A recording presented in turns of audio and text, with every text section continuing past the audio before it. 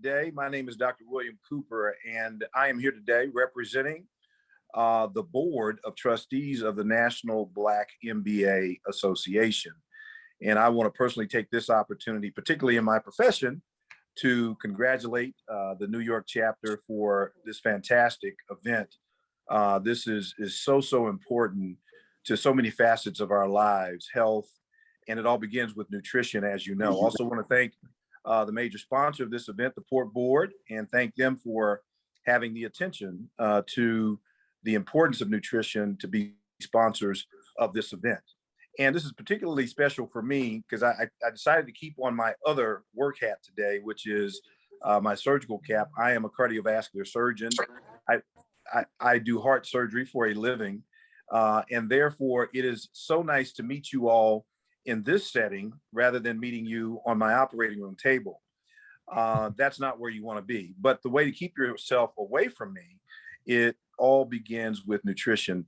And it is a fairly well-known fact that about 80% of what we do, quite frankly, is a result of poor lifestyle choices. And the top of that list is poor nutritional habits and choices. So today, hopefully our panelists will deliver, and I know they will deliver a fantastic set of facts, figures, examples, and also tools that you can use to improve your health. And again, it all begins with nutrition and staying on point with that.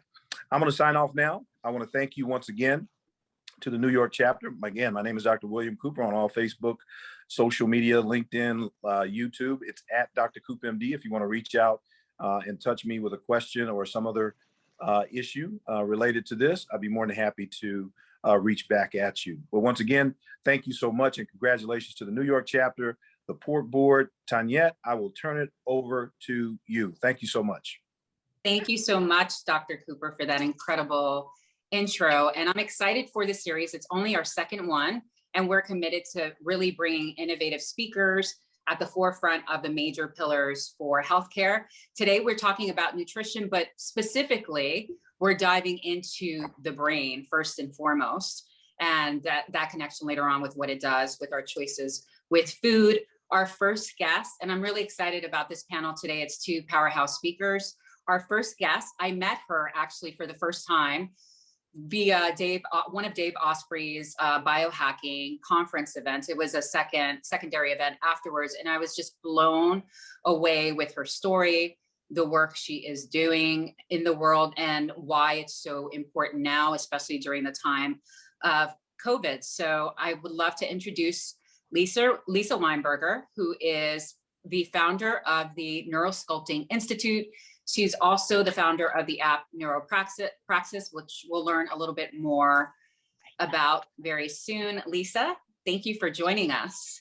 Oh, thank you so much. I was so happy when you reached out because these are the kind of events that really speak to me and my mission. So tiny little bit about me so you know where I'm coming from so that we can talk real relevant tools for you. My mission is to help individuals understand a better way to use their nervous system.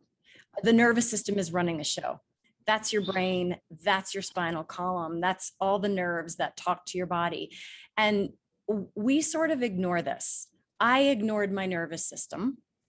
And as a child of various kinds of traumas, my nervous system learned how to adapt to those, and it learned really well to adapt very poorly to all of the rest of life. So I ended up having a stress-induced vasovagal seizure disorder for decades, to the point where I would, have seizures. I would go into bradycardia. My heartbeat would plummet down to sometimes total rest. I would seize, I would lose consciousness. I had to be resuscitated. I had to have atropine. I mean, the whole mess of what happens to your body when you don't process the toxic thoughts, the toxic patterns, and the toxic nutrition we're putting in the body. So my mission, once I healed my nervous system and reconditioned it, I should say, I just needed to go out there and share this with the world. So that's a little bit about my backstory. Where I started was about 15 years ago. I quit my day job. I was working for Accenture, large consulting firm, and married myself to this mission of helping people change their lives through changing their patterns, their nutrition, and their stories. And my first audience was police officers, because I had a few of them in my family. And to be honest, I didn't like them. I didn't like them as people. I didn't like them as compassionate human beings. I was not experiencing a very positive relationship. And I thought, why? Oh, they have their patterns, their stories compounded. They're trigger happy. They're calloused to the human condition. Okay, I can do something here. So ultimately, I started addressing PTSD and reconditioning for police officers so that they would be able to move out of their profiling behaviors. And that does involve nutrition and mindset work. And 15 years later, I have the Institute, and we have apps, and we have students all over the world learning how to do this. So how is this relevant to you? And I'm making a very large assumption, so you can correct me if I'm wrong. My assumption is you're all driven to achieve and succeed, because otherwise you wouldn't be in the positions you are. And not only that, but I'm also making possibly an erroneous assumption that you had to overcome yourself, perhaps cultural blocks, socioeconomic blocks, mental, emotional blocks to get where you are. So I'm kind of I'm preaching to the choir here, because you probably already have a resilience accessible to you, but that doesn't mean you can't learn how to refine even more. So I want to give you just a little bit of a tour of your brain, which I happen to have an extra, and I highly recommend having an extra brain at any and all moments. So this is a brain model, and I'm going to split it in half. So what you're looking at is the right hemisphere, and we're looking at the inside of the right hemisphere. This is where the magic of your life, your resilience, your hopes, your dreams, your love, your connection, your goals, this is where it all happens. It all happens right here. And yet this is not something we are taught to nurture, nourish, or even support during much of our lifetime. We make an assumption that because we have a brain and a nervous system running the show behind the scenes, that we just kind of have to work the outer layers, the achievements, the money, the house, the outward goals. But it is the inward support that actually makes all of those things happen. So if you have experienced the need to overcome something to achieve something, then you have done a miraculous dance in here intuitively. But now I want to tell you how to intentionally go into your nervous system with awareness, so you can start to notice why you fall into the patterns you fall into, and why they get in your way, and how to get out of them. And in particular, during this time we're in, pandemic, we don't have stable anchors. The brain loves, needs, and is driven to create stable anchors. So this brain is geared towards creating the safe and the familiar patterns that we can rely on, so that we don't have to figure everything out all over again every single day. So it is a pattern generator. We have central pattern generators that create automatic patterns like motion. And then we have automated patterns at the perceptual level, the patterns that we've created around who I am, who my culture is, how I behave in society, what's my role with my mother, my father, my brother, my sister, what are the rules of engagement I have with my friends. All of these things that we're learning as we're growing become automated patterns that then drive the brain's cache of familiar.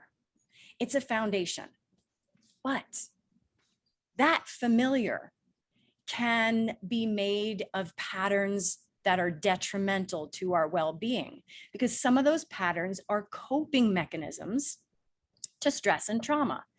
We're mammals. We have a mammalian system, and it pretty much works like this. This midbrain over here is very proficient at identifying threat. And what is a threat? Well, the brain has a very large definition for that. The brain's definition of threat is any potential change to what I have habituated to. If I have created a familiar pattern, good or bad, if you present a change to me, my midbrain will look at that and go, that's an error. That doesn't match my familiar. I'm gonna have two choices. If I have great nutrition, great sleep, great love, loving relationships, and a powerfully supported brain, then choice number one for that potential threat is me using the front of my brain to say, hold on, let's evaluate this. Maybe it's not a threat. Maybe midbrain, you don't have to signal hormones to go crazy. Maybe midbrain, brainstem, you don't have to send my heart racing and my gut into disturbance. Maybe we can pause and evaluate and reframe. That's option one. If you're eating right, sleeping well, taking care of your body, getting exercise, having loving, supportive relationships. Well, many of us don't have all 5 of those things in abundance all the time. So option 2, midbrain says, you're about to change something on me, positive or negative. This may be a threat to my status quo. And because I'm not super resilient, because I have so many coping skills that have worked for me back then when things were really, really threatening, I'll just default to them. It's energy efficient. Therefore, I will become self-protective, even if I don't really need to be. So what does a midbrain self-protection response feel like? Well, it feels like a couple things. Let's pretend you exist on a spectrum. Over here is one extreme, over here is another. And in the middle is the place where you as a unique individual get to do this. Everything's okay right now. That's middle. That's homeostasis. And what that looks like in your body is generally nice deep breathing, great digestion, regular bowel movements, regulated heart rate, very neutral thoughts that sort of just happen, ability to focus if you need to, ability to laugh if you need to. That's homeostasis. And your internal systems are very happy there. They're getting the oxygen, the blood, the glucose, the nutrition they need. When you're in self-protection response from a real or a perceived threat or a change to the status quo, all of those systems shift. They shift because from your midbrain, you signal glands. You signal pituitary and hypothalamus to produce stress hormones for the body like cortisol and adrenaline because, something's wrong and we have to really be ready.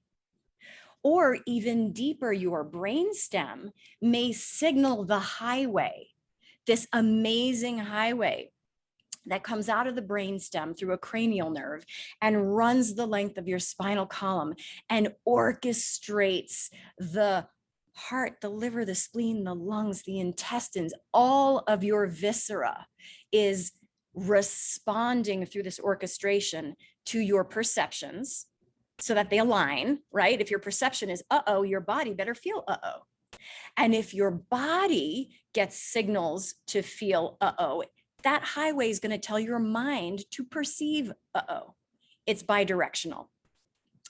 And this is where I want to help you focus your time. When you're in that space of homeostasis, you're making good choices for yourself.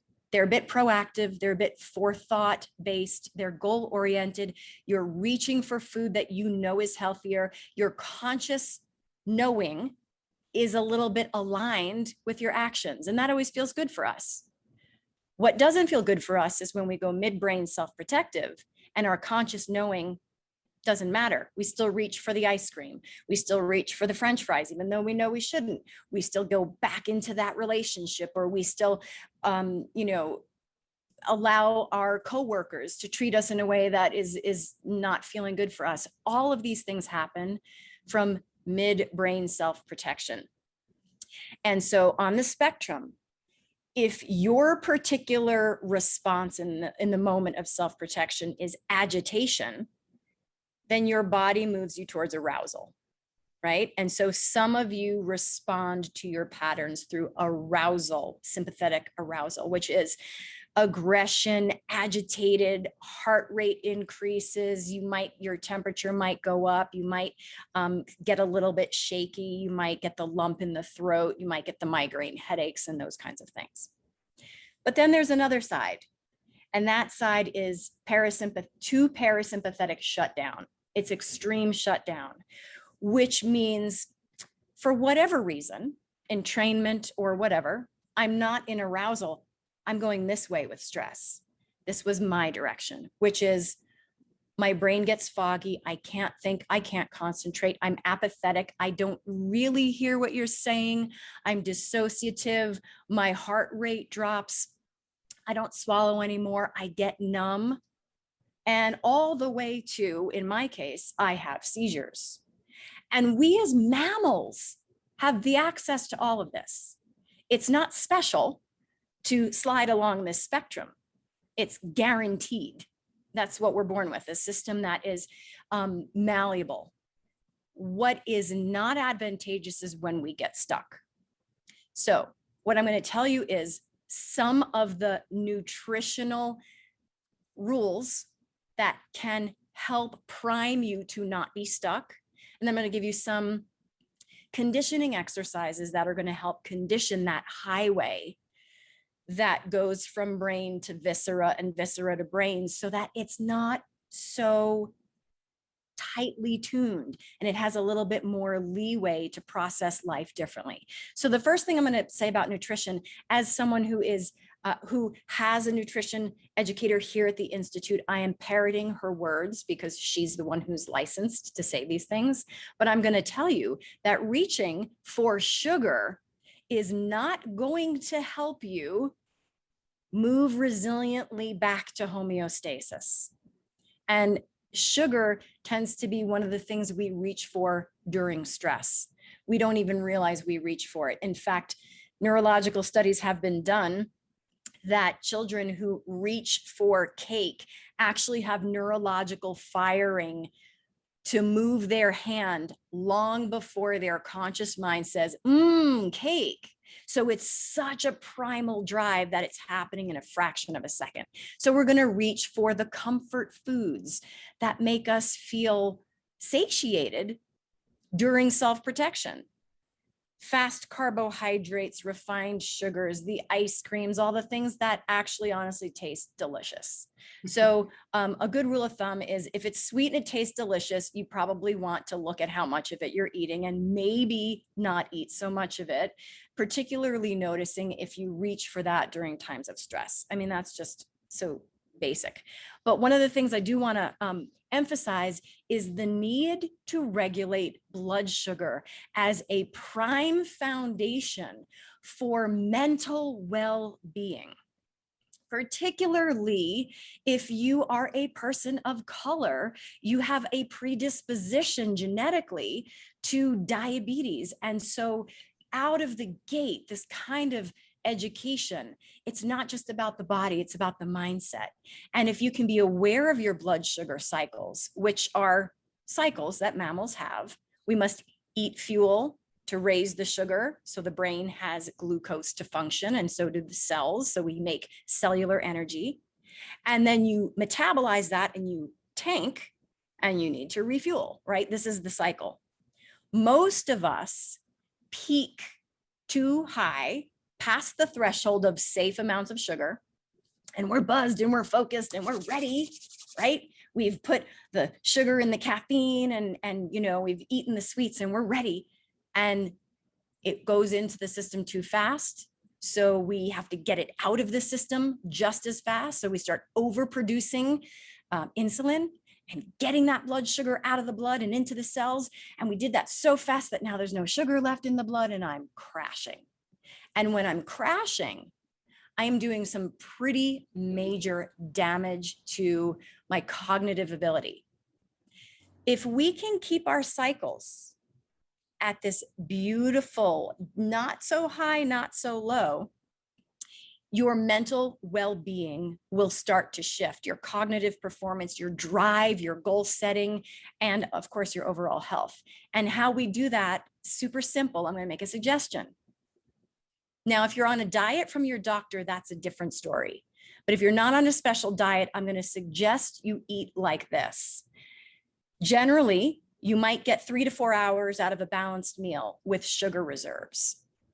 If you're at hour 2 between meals and you are starving, that last meal did not deliver to you what you needed. It was probably too fast and you got it out of your system too fast. So you need to change the way you're eating. So general rule of thumb, 3 hours into your in-between of meals, ask yourself, could I eat right now? If your answer is, sure, I could eat. That's a great time to eat because you're not in a low blood sugar. You're not reaching for those fast foods because you need them. You're going to make a more thoughtful decision around how and what you eat. So to wait for your civilized mind to recognize hunger is often too late for where the body's already started to take you. So I like to ask myself, could I eat right now? If the answer is yes, I have time to make something a little healthier, something maybe even smaller amounts because I'm not starving. And this is just a great rule of thumb. So we've got knowing your blood sugar cycles. We've got understanding that reaching for sugar is not going to help you physically, mentally, emotionally, spiritually. Maybe if ice cream is something that you feel is a spiritual experience, that may be a different story.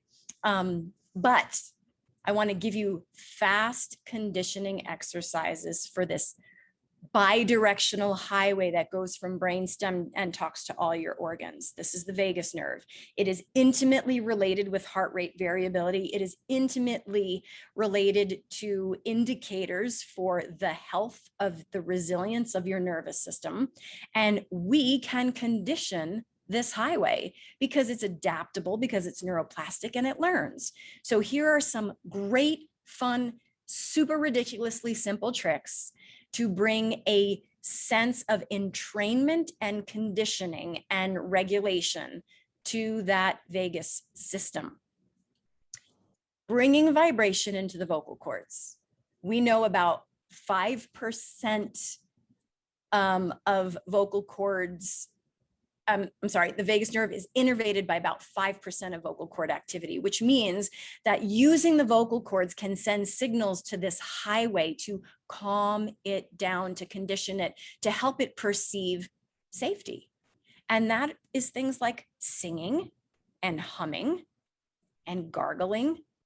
And if you think about the way you would calm an infant, you would hold it, which is also very toning for the body, but you would hum or sing to the infant, or you'd make these cooing sounds. These sounds don't happen for random reasons. They happen because vibration in the neck can help condition this bidirectional highway. Additionally, softening lower facial muscles can help condition this highway. So the result is heart rate starts to get a little bit more regular. There have been studies on heart rate variability changing and improving because of these conditioning exercises. And your overall internal sense has a bit more access to natural well-being. So I'm going to give you some lip exercises to do. They're silly, they're ridiculous, but they work, and they work so well that I cannot live without them. So they're lip trills, and they look like this. And I can guarantee you your body tries to do this for you anyway. When you're super stressed, many of you find that you probably do this.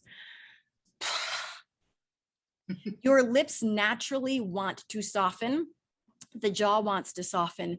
This wants to vocalize because it is it's a regulating move for the nervous system. And mammals do this, but most mammals, other than humans, do something else, especially four-legged mammals. They neurogenic tremor, which is by far my favorite tool. And that's the one I'm going to leave you with. And that is full body tremor and shaking. Because when you're stressed, if you're too aroused or too shut down, you are in clamp down mode. Your muscles are fueling to either protect you or fight and flee. And in order for your muscles to stop doing that, they need to fatigue and stop doing that. So a great way to do that is to do this. Like twitchy, ugly, the kind you don't want to do on Zoom live to the world like I did, the kind you want to do like behind closed doors. Or if you're me, you don't care because you know how conditioning that is for the nervous system. So you do it everywhere. This kind of shaking is artificially induced neurogenic tremoring. If you have a dog and that dog is frightened, you can go follow him and he'll go in another room and start to twitch like this. That's neurogenic tremoring. And it is the way the nervous system dissipates all of that contraction in the large muscles so that they soften, releasing their energy. When muscles soften, they send a feedback signal back to the spinal column that says, we're soft, guys, we're good, everything's great. And that signal then goes up to the brain and says, you know what? We must be okay right now because the muscles just softened. So we can actually shift mindset by using the body as an indicator and as a tool. And we can shift the body by using the mind, which is a whole other discussion, which is the crux of the neurosculpting practices. But what I wanted to give you today was tangible tools. And I'm going to make a suggestion for your nervous system conditioning circuit training. This is the best news ever. You don't have to go to a gym for it. And it takes like 30 seconds. And I know you have 30 seconds. So in the morning, I gargle, splash my face with ice cold water, also very conditioning. Do a couple of lip trills. And then I shake for like 30 seconds vigorously. That's my morning routine. I am taking time to play my nervous system, to tune it, because this is an instrument, and I'm taking the time to tune it. So I don't play it today the way it got out of tune yesterday. I don't want to wake up out of tune. I want to retune myself for the day so that my body can do what it needs to do as efficiently and eloquently and gracefully and as receptively as possible. And then I do it at lunch, and then I do it in the afternoon, and then I do it at night. And this is these tiny little bursts of talking to the body in the way it wants you to talk to it. Okay, I have like 10,000 more hours to tell you. And I know we have massive information coming. And so what I'm going to say is these simple tools, don't underestimate them because they're kindergarten level simplicity and silly and fun. Embrace them all the more. They can absolutely change the game for you so that those other things like the motivational seminar and the this method and the that method can actually have a foundation to stick to. So you stop spending so much money on more and more and more and more, and start letting all the vast information you have start to find a foundational space in your nervous system. So I know we're gonna move to more information and we'll have a Q&A, and that's kind of just a little bit of what I wanted to get to you today. Thank you so much, Lisa. Before we move on to Dr. Kavusi, I did want to just circle to Neurosculpting, because it is a culmination of your experience with science as well as Eastern modalities and all these different healing modalities. And it's based on 5 core pillars. A lot of it is built into meditation. If we could just talk about that quickly, and this was one thing that stood out for me when I heard you with Dave Osprey, is how all meditations aren't created equal. Yes. And it's not to say that meditation is bad, but to have a clear understanding and connection to your nervous system. Yeah. If you want to talk about that, and we can pick it up towards the end as well, but if you want to talk about that for a couple minutes. I can do that real briefly. So when we're here, dominantly acting from self-protection, particularly for people who go in that freeze direction, when you're in freeze shutdown, your body's already dissociated. And I grew up as a meditator. This is my 40th year of meditation practice. I've been trained by monks. I've been trained in self-hypnosis, trained in metaphysical tools. And guess what? There's nothing wrong with any of them, except if you try to use the wrong tool for the wrong job.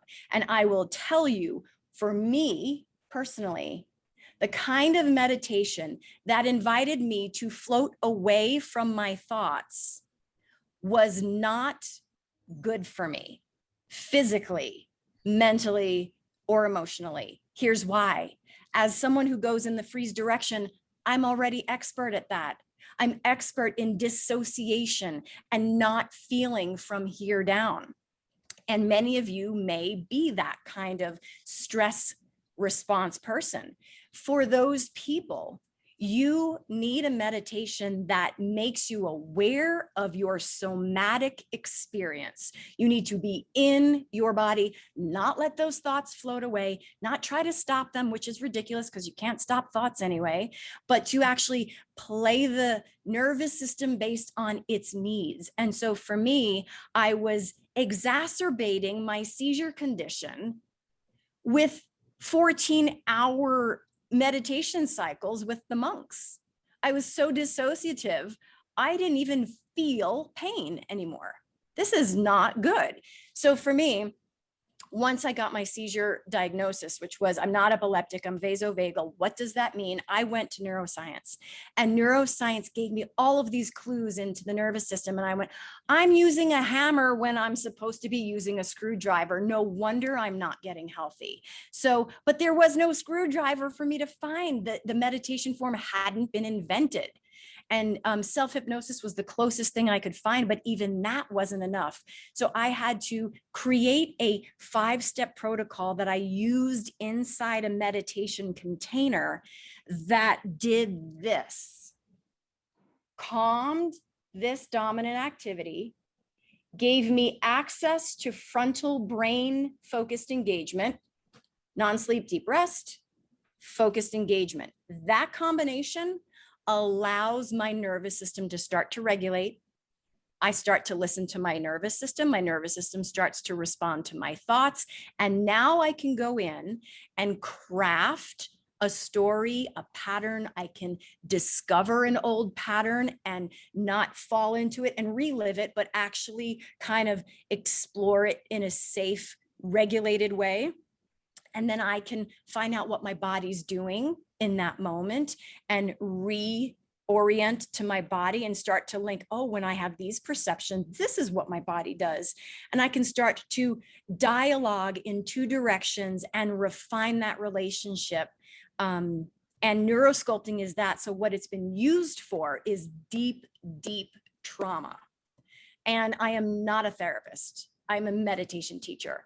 But this meditation form has been used with deep trauma, everything from epigenetic trauma, people who have inherited, yes, you can inherit stress markers in your DNA that predispose you to certain kinds of stress responses.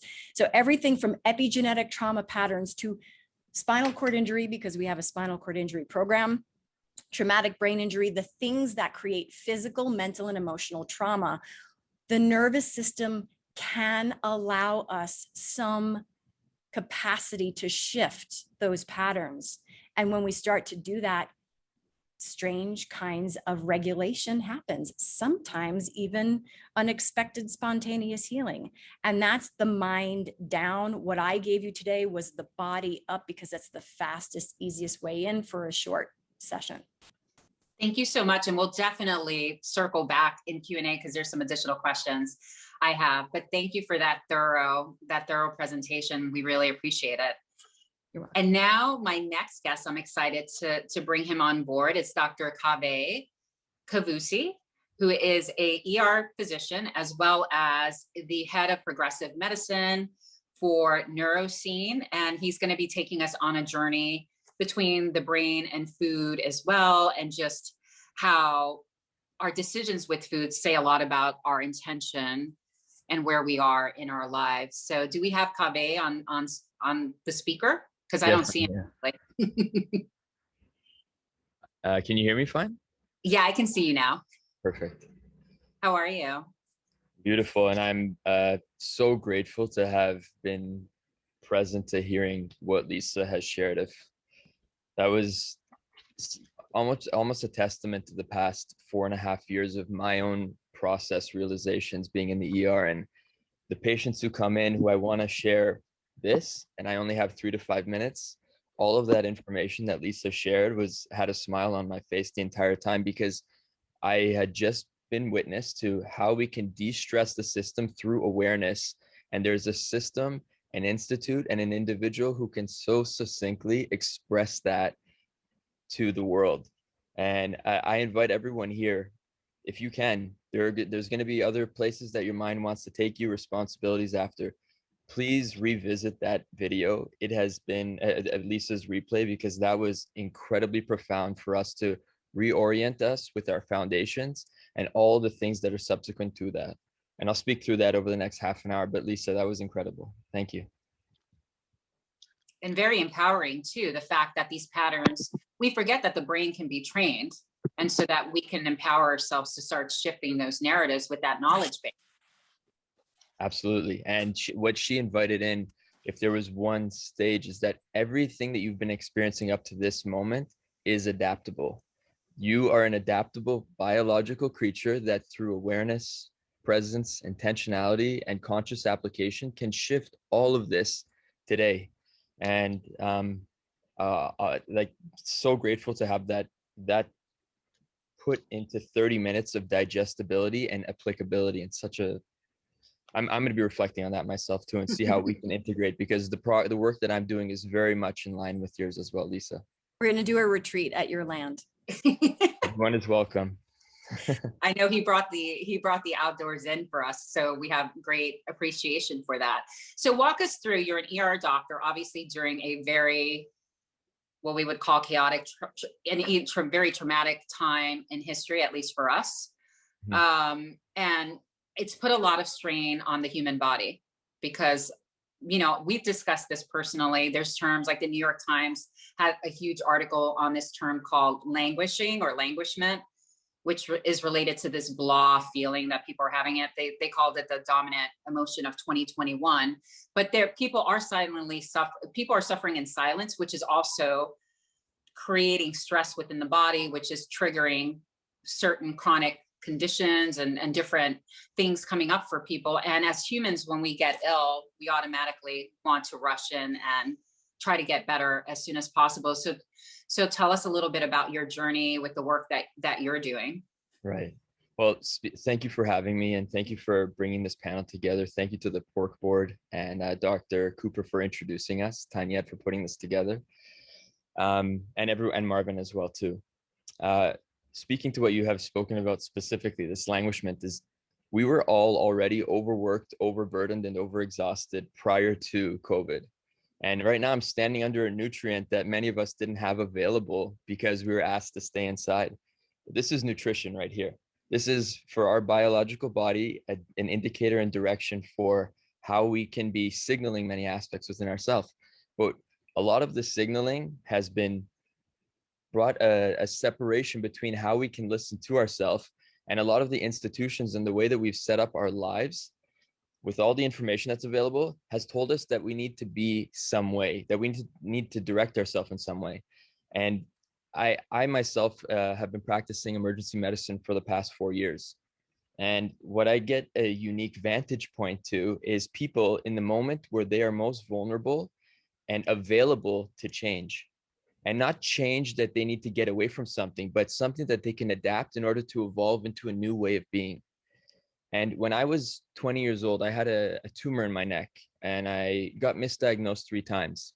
At that time, my parents, being a first generation immigrants, gave me the choice of being pretty much a doctor, a dentist, lawyer, engineer, entrepreneur. I didn't want to be any of those. But when I felt that experience of being misdiagnosed, having the tumor, going through surgery and radiation, it was really confronting with my mortality. And what I recognized in that moment was all of the ways that I had been leading up to that point, the thoughts that I'd been having, the beliefs, the ideologies, all were brought back into question. And I felt this space of so many opportunities and avenues available to me. And so I found this unconscious draw towards the emergency room because I thought emergency, highest likelihood of opportunity for change. Because when we are emergent, we are looking for solutions to get out. And so in the ER, what has been progressively showing up more and more is when an individual shows up and they are here for their first heart attack or their first stroke, the fact that they've been smoking, they've been told many times that maybe this is not the direction that they should be going. Suddenly, they are incredibly motivated to make that change that brings them back, because all of the stories that were important up until that moment when they come to the ER no longer matter. All they want to do is get healthy again. And so what is a powerful point of reference for us to see is right now, if you were to check in wherever you are in the world, do I need to change right now? Does any part of me need any adaptation? Usually the answer is no in the name of need, but the opportunity is available there. And usually we are invited to that opportunity when we're pushed against a fence that said, I can no longer be another way. Or someone like Lisa invites with such beautiful poise and cadence, this opportunity and a possibility that gets you so excited about the possible reward if you were to change. And so our mind is biologically wired for this minimization of pain or strain and preservation in the name of survival, but it also has these amazing things within us biologically that primes us to go in a certain way. And it can be to minimize preservation, but also the reward mechanisms have us going making certain changes. Now, where you are in the world is different from where I am right now. Check in with what fast foods exist around you right now. What restaurants are there?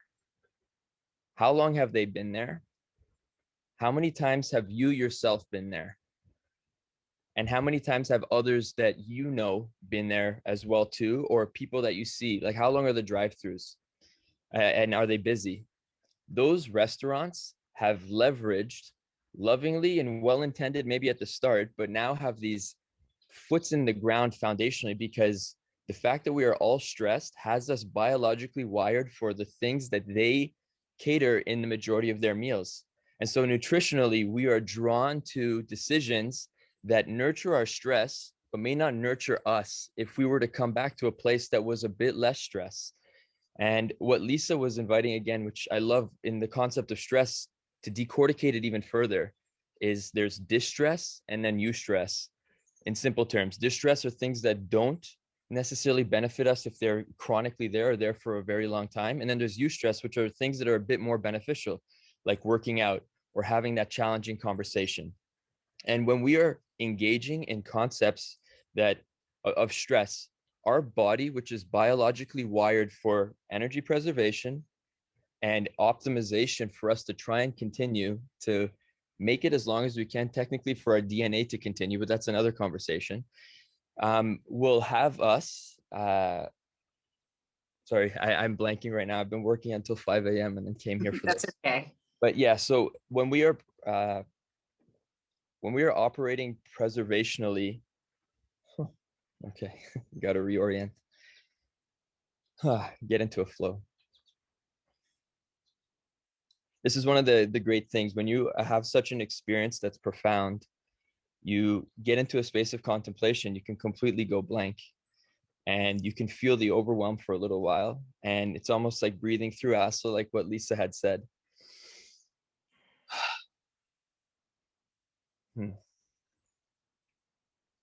We are biological creatures that benefit from stress in short terms with long periods of contemplation, integration, but also spaces in between those stresses for us to actually heal from it. So what Lisa was speaking to before was homeostasis, which is a return to balance that our body knows very well. And it wants to it always primes itself to want to bring us back to it. And another factor that's very powerful for us to recognize that is called hormetics. And hormetics is the amount of stress that we put on a system within us in order to induce change, to invoke change, for us to adapt.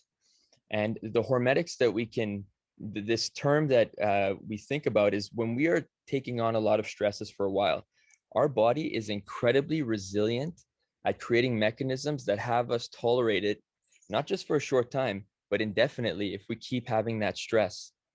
But what that eventually ends up doing is it compounds us to leading these relatively fragile lives that are dependent on filling these specific needs because we do not alleviate that stress. And so what an invitation is that is so powerful for that, again, Lisa was inviting in, is as we start working to decrease the amount of stress that is not nurturing us in the long term, and we get closer to the signaling that's available to us biologically, we become less fragile. And what's the opposite of fragile? Anti-fragile. Anti-fragile invites resilience, adaptability, our capacity to navigate in moments when we, for example, get frozen, like just now. And in those moments, what happens when we feel an overwhelm? We either flight, freeze, Or we fight. fawn, or we fight. Yeah. And it's very empowering for you to know what your primary driver is. And I am venturing to guess that through Lisa's process, there are tools that are available for you to get to know what your primary need is when you're in stress. And what is abundantly clear is every one of us are carrying different amounts of stress at all points. And if you are ever questioning if you are alone in stress, go into one metropolitan city and see where everyone is, how they're walking, that certain agitation that they're potentially expressing. And when we are feeling overwhelmed, there are about 6 places that when we cannot cope anymore, it is very important to recognize that we escape. Actually, there's 8. And our body does this as a protective mechanism for us to minimize the amount of pain that we're perceiving, and in order to alleviate the stress, or at least the stress that's specifically perceived. And these are tools almost that are pathologized by medicine, though they are actually tools for us to alleviate stress. And when you think about someone who drinks alcohol, or alcoholism, or alcohol dependence, have you ever seen it as medicine too? Or have you always seen it as the pathology and the stigma, or the thing that is the party, or whatever you may see alcohol as to alleviate stress? Alcohol, I apologize for the terminology, but I hope we can be open with saying sex, drugs, working harder, sleep, gaming. All these are tools for escape when we are feeling an overburden. But the most potent present one that we have all socially accepted as a way of getting away from feelings that are compounding stress is technology. It's the computer and it's the cell phone.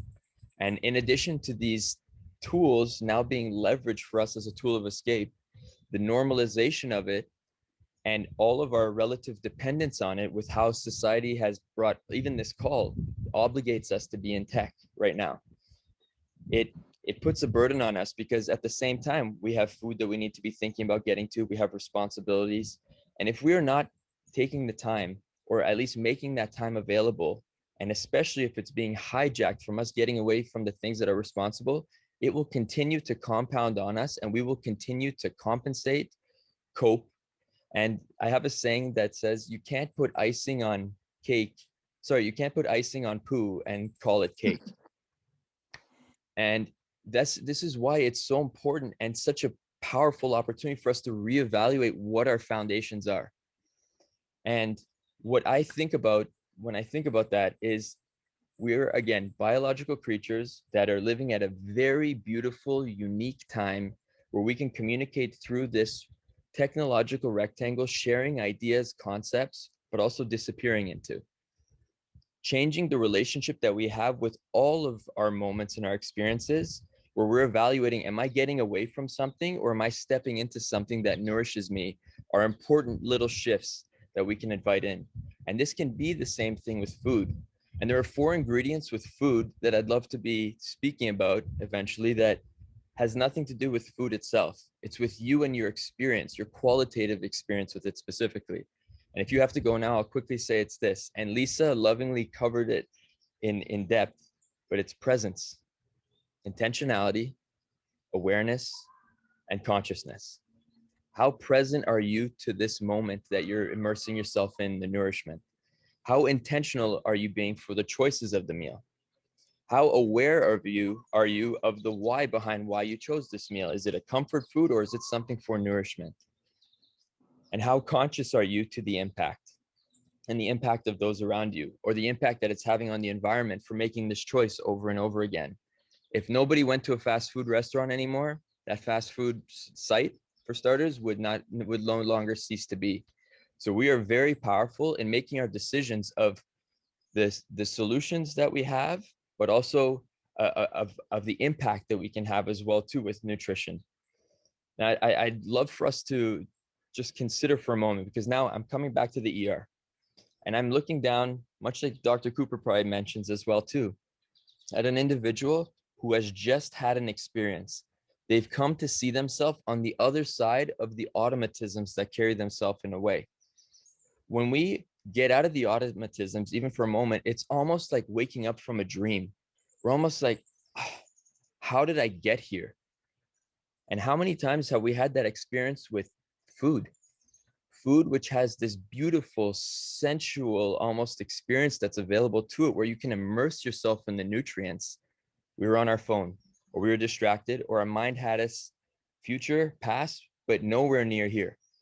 And this moment transpires into such a potent opportunity that, one, if you embody this as a way of being for yourself first, you will change the relationship with all of the foods that you eat, but all the moments that you have as well too. And suddenly moments will be nutritive as well.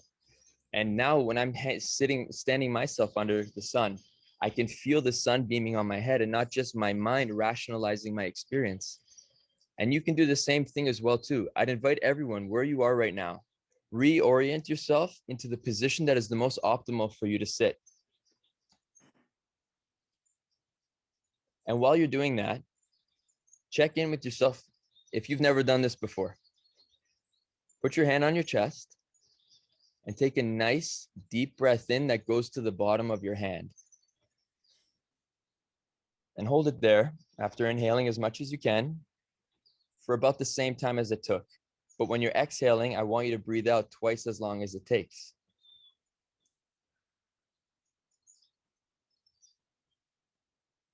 Without the directive, do that one more time.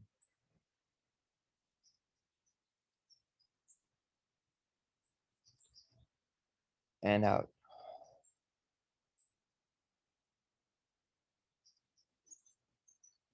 You are incredible creatures, individuals, human beings that have been having an experience, and you're going to have many more experiences in life. And when we compound experience upon experience without making space for contemplating and integrating, our body is not able to process all of the things that it needs in order for us to get the best signaling, and for our body to know that, hey, we're in line with you, not trying to overburden you. And recognize over and over again that the majority of systems in society primes you to put excess strain on you if you're not paying more attention. And so it is our opportunity, when we recognize that we're having an experience, even like Lisa's call. I really wanted to put a space between Lisa's expression that she shared for 30 minutes, where we were just quiet for a moment to let some of that experience digest. How much of life are we letting, how much of your life are you letting yourself digest right now? And that none of what I'm saying is meant to invoke shame. It's meant for us to come and see ourselves. And when we do start to see ourselves, we see our processes and how we have been leading up to this point, and start to make space while we pause and digest all that we've been through before into what we want to start to digest, what stays, what goes, no longer being constipated, our body holding things in, letting it be felt through, and what we want to step into next. And so when I'm with this patient in the ER, or I'm there with myself, or I'm at table with people that I'm fortunate to be able to sit with, creating a pause between the experiences that we have allows us to become present to the moment, where we can digest presence itself, the moment, the people that we're around, and pay homage to the nutrition that we have potentially available to us. Because we may have food being shipped in from Madagascar, or from China, or from United States up to Canada, or Canada down to the States. And we are having this food that has been on a journey culminating to leading up to us, or ribs or bacon, whatever it may be. And when we are actually present to the meal, and no longer, or less at least, in our minds for a moment, because it's difficult. If that's where we have been, we have the higher likelihood of going back there. You experience life differently. You digest the meal differently. If you are stressed and you're having pizza versus completely immersed in the beauty of having a slice of pizza, and it's not necessarily for comfort, or maybe it is, in that moment, your body's experience of what you're having right now is a qualitative shift.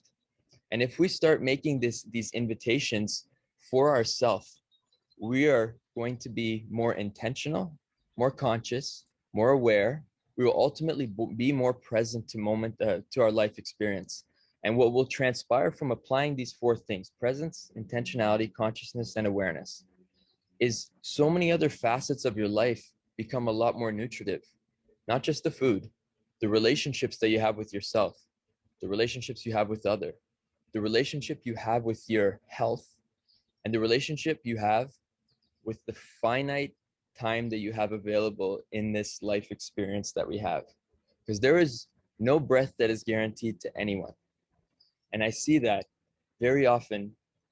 And I'm pointing always to this metaphoric table that is right here, of this patient, of this stretcher, of a patient who's coming in, and their family comes in for a moment, and they say, and they're having a moment of all of the things that they wish they could have said or experienced, or the possibilities of things that they are maybe mourning now that they didn't prioritize as time, because conditioning, stories, obligations, responsibilities had them being in a different place of prioritization. But in that moment, when we are forced against the fence to confront our life, all of the things come back into question, and the most important foundations, which are connection with self, connection with those that matter to us and that nourish us, and the lovability of life itself, gets re-embraced for a moment. And if it's not hijacked by our anger for not having experienced that, we will actually make contact with that. And I feel that nutrition and the choices that we make can be reoriented as we minimize the stress that is inevitable to be coming in, but more in line with what we want to choose and what we don't want to, will prevent us from, well, it'll allow us to immerse ourselves more in the presence and the moment of what is available here, which includes nutrition, but it also prevents us from having these moments where we wake up to the end of our life, or the end of an experience, having said, how did I get here, without nourishing or taking in the substance of that moment. And so one way to create thought stops, in addition to what Lisa has invited in, thought stops are not us stopping our thoughts. It's creating a space or a buffer between the thought processes that are currently going on, in order to invite our body and mind and soul and spirit, if you think that way too, and if you can welcome that in, to come back to here, even for a moment. Because the more we do this, the more we alleviate the stress on our system, and we have more ability to be present. Because I would love for you, if you haven't before, to capture yourself just lost in a moment, and not lost in thought, lost in the moment itself, where you are having something that is so beyond the words. And that can be with the bite of lettuce or a piece of steak. It can be eye gazing with someone else. There is something so nutritive. And what I'm inviting here is thinking that nutrition is available beyond food, but especially with it as well too, where in all of your moments, they're there as well. And my journey that I dedicate myself to is getting curious about how we can invite people to embrace what seems to be available only when people are confronted with the mortality, not just of their life, but of a story and a way of being. Because as Lisa welcomed us into recognizing before, is familiarity is where we find ourselves staying the most, even if it's not necessarily nourishing for us. We may even be staying in abusive relationships because it's safer to be here than it is to be outside of it. But what's outside? It's not the unknown. It's not the unknown. It's the loss of the known. And so we are not fearful of the unknown. We're actually fearful of losing what we know, losing familiarity. And so we have a higher likelihood of staying here.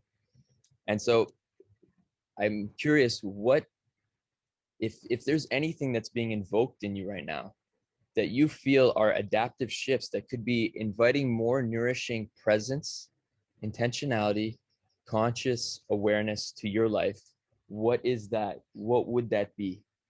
And very often when we recognize that, the things that we're reaching for are things that are available within you. And you reestablish a relationship with yourself as much, and the coping mechanisms to feel a thing are not needed to be going out as much. And you can tap into very interesting experiences within yourself. And my hope is that in this moment we can have more presence, more intentionality, more conscious awareness, and it not be like that. That is the true lottery ticket. And I guess I'll keep it at that, because I felt like what Lisa had said was so powerful. And my invitation here was, look at this. It's time to look at this now. And how we can invite that in is to say, if we've hit a line, here's a checkpoint. This is the time that I'm going to reflect on it. And after this whole call is complete, I invite you, wherever you are in the world, take 3 to 5 minutes of just sit in your chair in silence as much as possible. Take some deep breaths in and see what digests, see what shows up, see what stays, and see what's going as well too. Such a powerful message, especially for this time. In many ways, it's an invitation to create ceremony around these, what we would normally call mundane routines for survival as humans. And to your point, it's not about survival, it's about slowing down and really being in the now and the power with that. What I wanted to ask you before we go to to more of a open flow dialogue and questions from the audience is, what has been, from a philosophical perspective, what has been one of the lessons from the ER that has really just impacted or shifted something within you during the last 15 months? Well, because of the way we're structured, immediacy is almost forced upon us, but not the biological sense of immediacy for us to immerse ourselves in presence and time. Having seen, especially during the past 15 months, where people's fight for their breath was being taken from them, that no breath is guaranteed to anyone, to yourself, to your loved ones. And if that invites some immediacy, I don't want to invite scarcity there, but I want us to recognize that our time is fleeting. And in the ER, I'm humbled by that every single day. And I can see that the shifts when people, you invite them into this realization with different variations of either gentle or a bit more loving, but nudging words, has them reorient to this. And that sense of immediacy for that thing that they want to do comes back in. And I hope I'm never supercharging their ego. It's more so having them make greater contact with themselves and appreciation of the breath. Thank you so much. Now we can open it up to free flow dialogue, which is my favorite. And did the audience have any questions? And I know Lisa has some things she wants to share as well. I can't see the chat because sadly I'm on my mobile device on this one. Marvin, did anyone have any questions from the audience? No questions at the moment, Tanya. Okay. Can I respond? Because first of all, Akave, that was amazing. We need to talk for sure. We have lots of things we're supposed to do. But I wanted to just pull out a couple of things you said, that presence time, right? That time to stop and pause and digest is on every level necessary. On a spiritual level, you're not going to evolve if you can't digest your experiences. Emotionally, if you move from one emotion right to the next, you can't process. Mentally, if you don't take that downtime, that's consolidation time necessary for your brain to then do more new learning and new real-time experience. So that consider it punctuation. You have an experience, you want to punctuate that with what Kaveh was saying, which is that stillness, that quiet, that presence, that time to digest. And, you know, for anyone interested in the neurological mechanisms of that, you can research ultradian rhythms, ULTRA, ultradian rhythms. And these rhythms are rhythms of attention that require the downtime, the daydreaming, the digestion in order for us to be learning, evolving, adapting humans. So super, super important. I know someone from it's an incredible, it's such beautiful synergy between the two of you for this powerful conversation today. I think Mohammed had a question. I don't know if he's put it in the chat yet. I don't see it, I think. Do you mind if I ask out loud or? Yeah. Oh yeah. Oh, okay, definitely. awesome. Well, thank you so much, Lisa and Kaveh. That was powerful. I myself started going on to that neuroscience journey just to study it for the past 2 years, because that's something I realized just coming up in school, that we utilize the brain, we go through repetition, but we're not taught how to utilize it when it comes to stress and these stressful situations. So something that I started seeing a lot was to talk about brainwaves, and that we're always in this beta state. Like, how do you travel from the alpha, theta, delta state, which most monks only usually get into? Like, how do you know when you get into that? How do you know? Well, the interesting thing is, I mean, the fun thing is there's neurofeedback now where you can actually go and see a practitioner and they can tell you what states you're in, and you can actually entrain to moving towards states that are more supportive, and that's a whole really cool field. But beta generally feels like focus, go, attention, awareness. Alpha generally feels like, oh, there's a little space for me to float and have that pause. Gamma can sometimes feel like the burst of insight and that aha moment that came out of nowhere with this flash. And then delta and theta, you're going to feel when you're, going into deep rest. So these are like really generalized ways to sort of see where you are. But in our modern world, especially with the internet and the way we research, I'm going to put that in quotes because Googling things is not research by any research standards. It's reading, right? When we read online lots and lots of things, we're in beta. We're focused. And then that can be really challenging and taxing. So you don't have to know what brainwave state you're in. You just do what Kaveh said to do, which is give yourself those moments of digestion and stillness and downtime, and your mind will start to move organically into the brainwave state that supports that kind of way to be in the world. But beta is exhausting all the time. Yeah. And if I could stack on top of that, I can speak for men that what Lisa has been saying is like we men and women have burdens, and especially for men, the burden has been output, productivity, doing the family support, all of the things that be of service. And because it can be so mentally, physically taxing, not just to the body, but to the soul, a lot of men retreat up to here. And they exist their entire lives up here too. And now, not only are we doing that, we're asking and almost enforcing it on women to do the same. But women have a beautiful signaling that's present to them, a big portion of their life that obligates them to check in with their body almost monthly, where men don't have that. So we can live up here from the first time we left our body to the very end. But when we recognize that the output, productivity, and doing that we're doing is not necessarily in alignment with us, or we're becoming aware of the fact that we are doing something that is achieving something else, doing. You shift yourself by, again, coming back to here. And I can't speak to the specific waves but there are tracking devices that are available, but you can check in with yourself qualitatively, independent of having some tech that digests you, to just check in. Hey, am I present to here? If not, what's in the way? Rumi has this beautiful saying. He says, do not seek for love, seek the barriers that are preventing you from experiencing it. Every single thing that you want to have in life, it's best served by recognizing what's in the way of it, as opposed to having that thing that you want. And as men, I think one of the biggest journeys that we are all seeking is the return to be safe in the body again, as much women are as well too. And to come back to here and have this reoriented and working together. And in those moments where you feel like you're up here, you're being heady, check in with yourself. How can you come back to your body right now?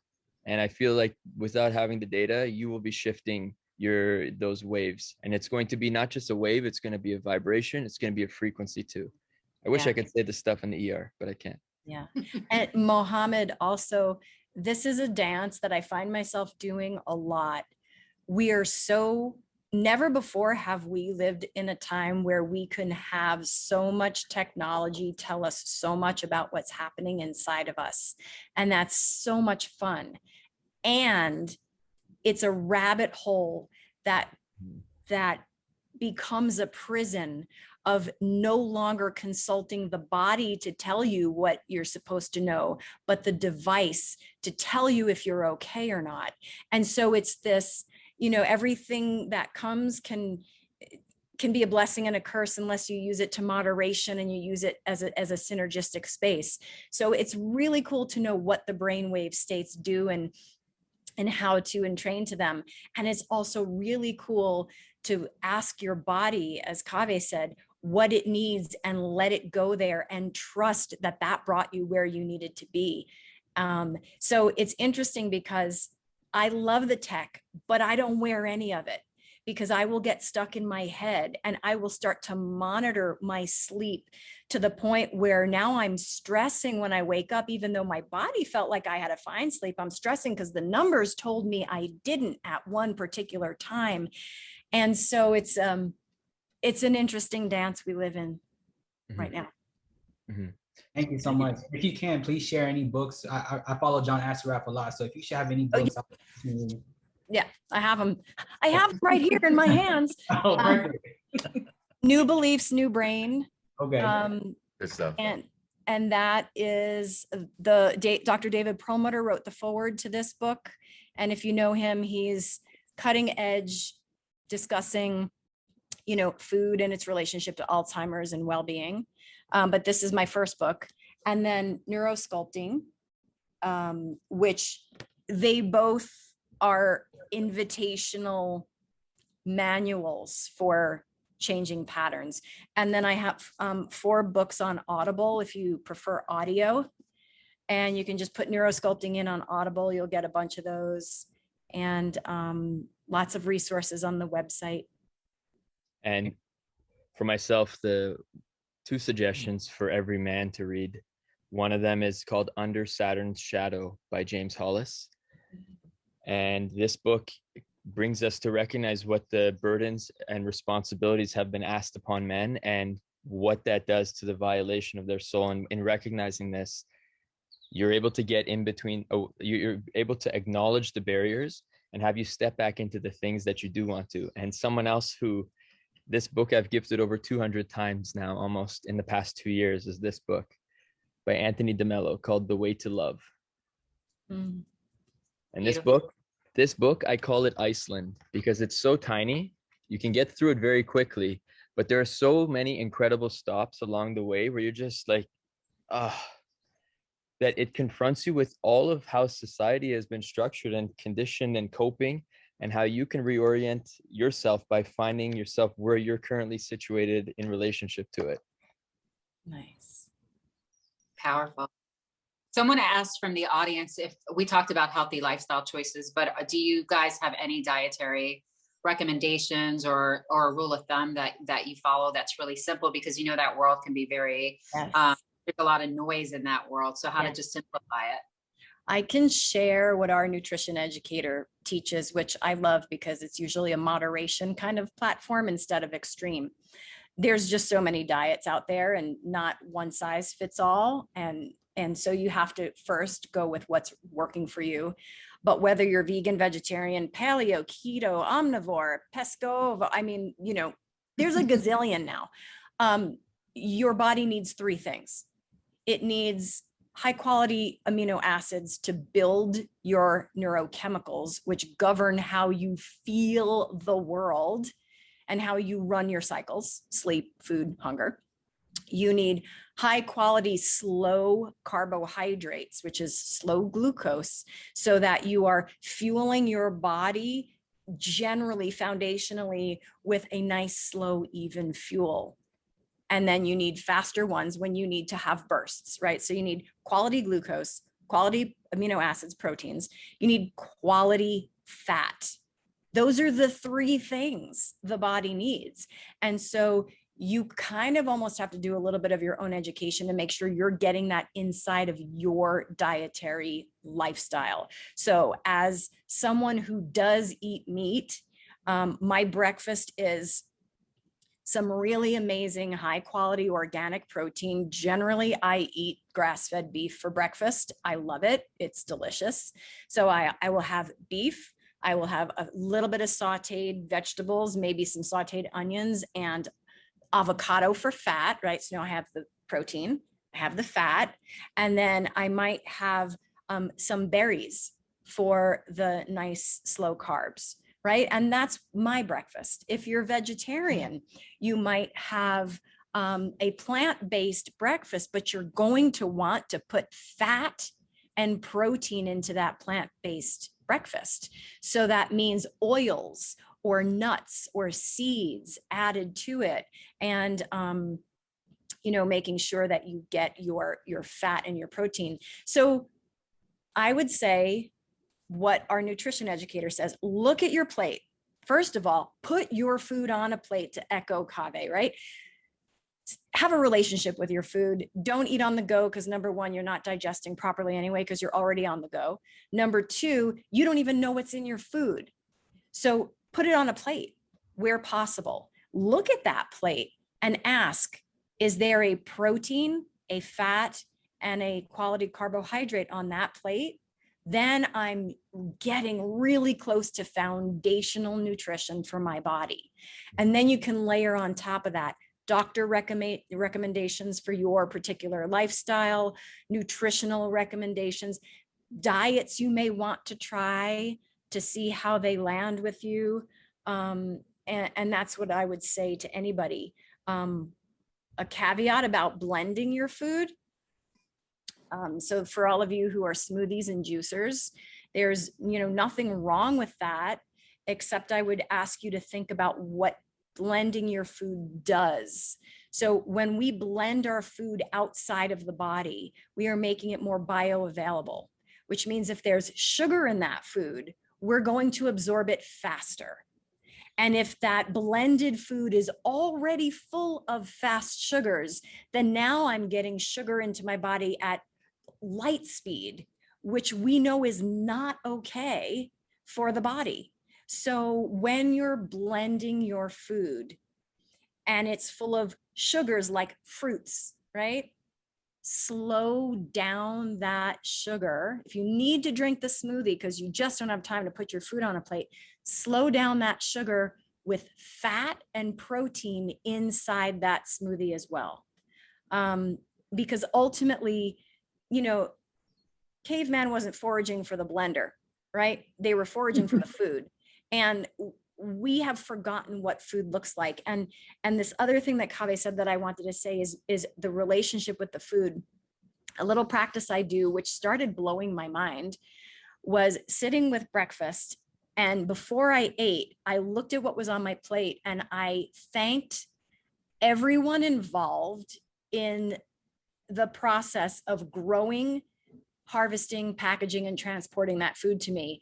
And I would spend 5 minutes realizing 10,000 people got me my tiny little breakfast this morning, from sun cycles to migrant workers to farmers to factory workers to tire makers to everything.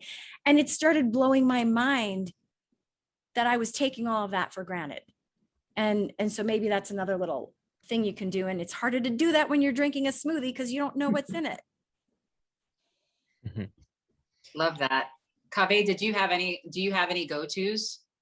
Well, I loved what Lisa shared again. A lot of the things that I'd be recommending, like one of my greatest opportunities is in the ER when people are, again, available to reconsider what they're doing. But from myself, seeing and recognizing this, what I would stack on there in addition to is, one, I love paying homage to the meals that I do. And of course, a lot of the things that I shared, and I'm sure Lisa has shared, we don't apply all the time, but we have an opportunity to come back to it. And I thanking the meal and all the processes, and almost as an exercise, seeing how far you can go back and how deep you can go is really profound. There are 75 different terminologies that are currently available for how sugar is showing up in our meals. And it not only tricks a lot of the signaling, a lot of the things that are labeled as zero sugar or diet still tell our insulin to go up. It stresses our pancreas, and because it can't see the sugar that it's traditionally used to finding, it overexerts the pressure on pancreas. And I've seen aspartame-induced pancreatitis in significant amount of portions over the past 4 years of practicing, because people thought they were making this good decision, but they're still leveraging this biological necessity within us that says, hey, I want to taste sweet because I'm under stress, and I know that there's energy normally in there and I don't have to work hard for it, and I don't know when's the next time I'm going to get my meal. So, but if we start recognizing that, hey, there's so many incredible meals, hopefully like geographically where you guys are, that is available to us to have decisions be another way, incorporating what Lisa has invited in with the what's catered to you and what feels good, not necessarily comfortable, but satiates and nourishes, is really profound. And so my morning starts with at least a liter of water with some salt in it, at least 0.5 gram, but please be mindful with your physician. But salt is really good for us, and we sweat out at least about 200 cc's to 600, 700 cc's in the nighttime while we're sleeping. And so our body is yearning to rehydrate in the morning. And when we don't have enough gas in the tank, we may feel lethargic or tired, and we'll stimulate ourselves with coffee because we're already tired and from unprocessed stuff from the day before, and we're dehydrated too. So instead of filling up the tank, we'll tighten the vessels, and now we feel like we're ready to go for our day. That's a coping tool, as opposed to the more nourishing thing, which would be something as simple as a slow cup of water. I invite you to drink water at a table, not doing anything, over 5 minutes. Have you tasted water? Most people actually just get their water consumption in other drinks, in Coca-Cola, in their pops. And if I see a lot of kidney strain that happens from people that are poorly hydrated with the most beautiful molecule and substance that's required for us for survival. There's very few needs in the world, but water, nutrients, and a functioning pathophysiological system to process all that are all we truly need. After that, there are benefits. But myself, if I were to start in the morning, is that water with a little bit of salt, and I put some cayenne pepper as well there too for my own spice kick. And I'll always have fats in the morning. And I love having avocado bowls where I'll cut an avocado out, take the seed out, and either put some yogurt in with cheese, which I know dairy is another subject, but you can have other alternatives in there. And the avocado is a bowl itself. So what delicious nutrient can you put in there? An egg. And now you've got fats, proteins. And we are living at such a beautiful time where if we go reach into the grocery store, you can have the most nourishing experience available to you. And one caveat I would say is know where you came from, where your origins are, because there's a higher likelihood that your body is recognizing an entire experience of life before you came to the United States or Canada, where for myself, my family came from Iran. So if I were to get familiar with the nutrients that were available there to my ancestors over time, there's a higher likelihood that that'll be working in greater conjunction with my body, while also still recognizing the things that are available to me to experience as well. And if now I'm looking at my grocery list of things that I want to go, and I write down the things that I want to actually get before I go, I'll take a quick look and see, are these actually nourishing, or are these feel good or comfort? And if I can, and I'd invite everyone into, Still allow 1 to 2 sources of comfort for yourself. Food should not be a punishment. It should be an opportunity for immersion. And that opportunity is available for you as well there too. So on your next grocery list, if you've never done it before, invite next to it, nourishing. Is it feel good, comfort? And if so, how can you reorient those feel good or comfort things to things that are more of benefit for you? And please remember sugar. Sugar is an irritant, almost like sandpaper to the inside of all the vessels of our body. And the cholesterol that comes in to fix the repair, almost like bricks trying to fix a wall, are the things that eventually lead to heart disease, kidneys having issues, higher blood pressure, strokes, all of this because our body is being assaulted with 75 different ways that sugar comes in and all the other fats. But yeah, I'll keep it at that. Thank you for that. I just wanted to thank you both. This time flew by. I think we could have done like a 3-hour session. There was so much more to uncover. I wanted to thank you both for bringing this amazing information to the audience today and to everyone else who's going to see it in the coming days, weeks, and months. And I think Andrew was going to come on board to basically bring this to a close. Kaveh, if how can people find you? Can you throw that in the chat? Sure. If someone has a question, like any place you want people to reach out to you. Sure. drkavusi.com is the easiest one. I'm very rarely posting there, but Akave Kavusi on Instagram as of now is probably the best one. Okay. Thank you. Thank you. Do we have Andrew on here, Chuck? Yes, I'm on here. Hi, Tanya. Thank you so much for this. Chuck, you want to invite Chris up first?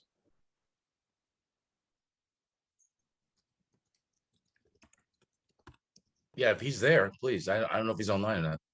Chris? Well, we could play his video.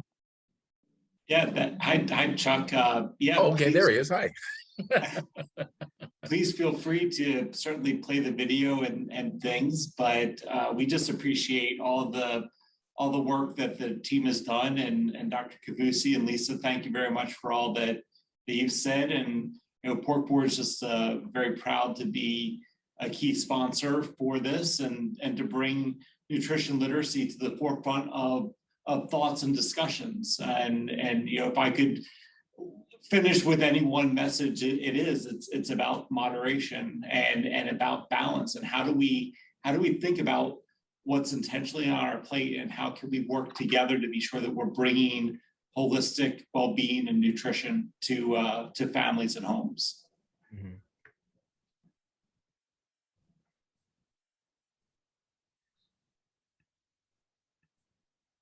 Yep.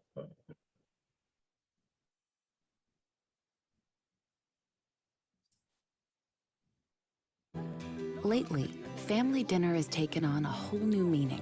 We're spending more time at home and in the kitchen, and more time at the table.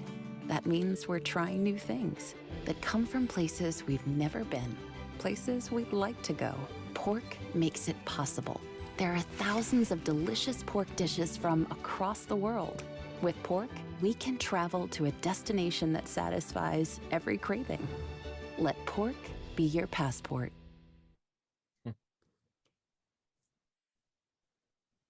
Again, I'd like to thank everyone participating in this panel discussion today.